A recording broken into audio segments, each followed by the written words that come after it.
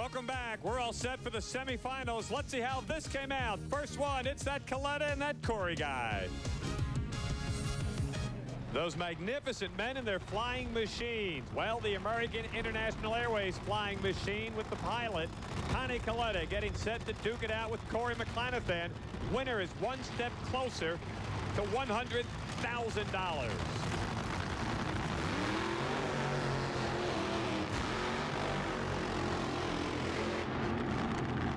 Nothing like billowing smoke from the tires here in Southern California. The track and air seem to be just right for some big times. Frank Hall is down there near the starting line, and Frank, I don't think anybody should have any excuse for not putting a good number up on the board here. You're right, Bob. Both lanes are very equal. The air stayed nice and cool all day long. These were two of the quicker cars in the first round. Most of our winners in the first round happened in the right lane. I don't think that's really going to be a factor. What do you think, Steve? I think the lanes are absolutely identical.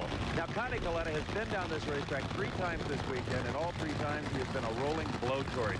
Crew chief Ed McCullough has got to put a longer fuse on that motor if Connie is to have a shot against the most consistent car in the country right now, Corey Mack. Corey Mack's been to the finals here twice in the last couple of years.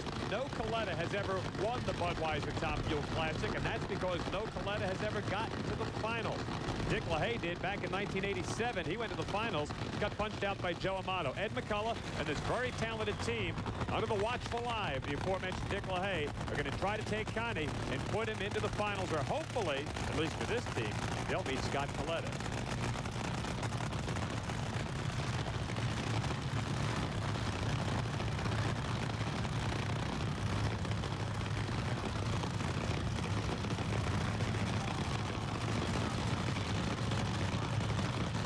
They are really taking their time to stage him up. Oh, my, way up in the air. Connie looked like his kid down at Gainesville earlier this year. Might have actually touched the wall when he came back down, banged up the front of the race car, and Corey McClanathan with a career best. As we take a look at Connie, he's got all kinds of problems, and that fuse wasn't long enough, Steve, because, man, they really banged the American International Airways car. Corey Mack, a career best, 462, 314 miles an hour. He goes to the finals for the 3rd time, and Connie, who went straight up, just like one of his airplanes. Watch this on the far side, and here it comes.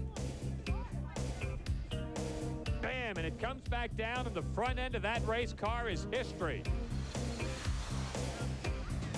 Connie is just a passenger right now along for the ride, and look at this.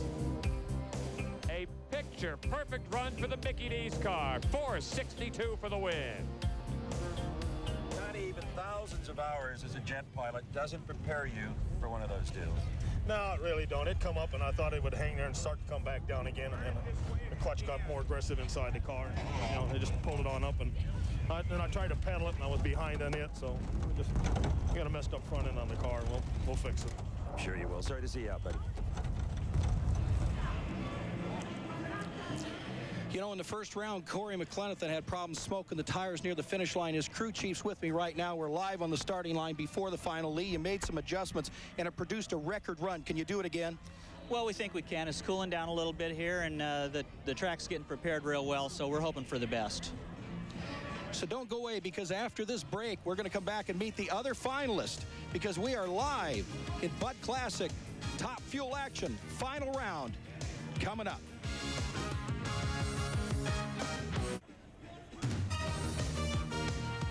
Welcome back, everybody. We know who one of the finalists is going to be here in that rush for $100 grand. Let's find out who the other finalist is going to be. Here's the way the other semifinal round went earlier. Eddie Hill, Fuzzy Carter, they've been together for an awfully long time, the better part of 2 decades, going back to the old boat days. Dick LaHaye and the Coletta family, and they have basically built themselves a dynasty the last couple of years at Top Fuel, and oh, what Scott's got to be thinking as he rolls to the starting line.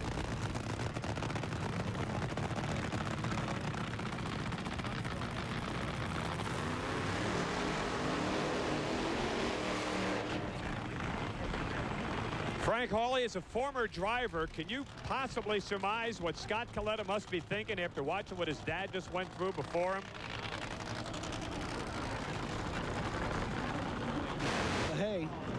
I was talking with Dick LaHaye, and he said that he thinks that Connie's problems might have been self-inflicted.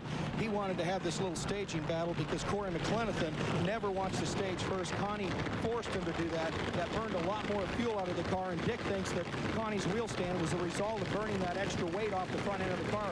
We're not real sure. I think Scott Kalita's got to be awful confident knowing that you could run a 462 in that right-hand lane, Steve.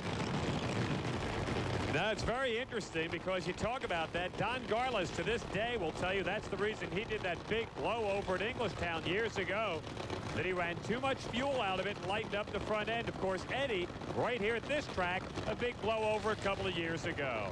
Eddie Hill has been running extremely well. Scott Kalita's got his work cut out for him. Eddie tested the day after the Chief Auto Parts Nationals and ran 5 runs, ran a career best and ran 3:11, but that was only practice. Scott Kalita wants to get to the finals and take on Corey Mack, a great rivalry that those two have had over the years.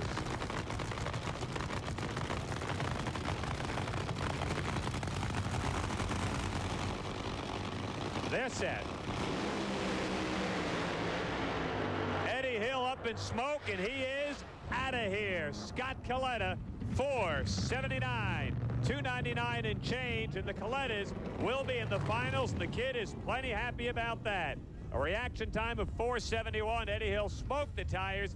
If you're at home keeping score, 818, 95 miles an hour. Not going to get you much here in the Bud Top Fuel Classic, except the losing time card. Here's about 100 feet out of the gate, and at that point, all he could do is sit and watch as Scott Kalita is this much closer to $100,000.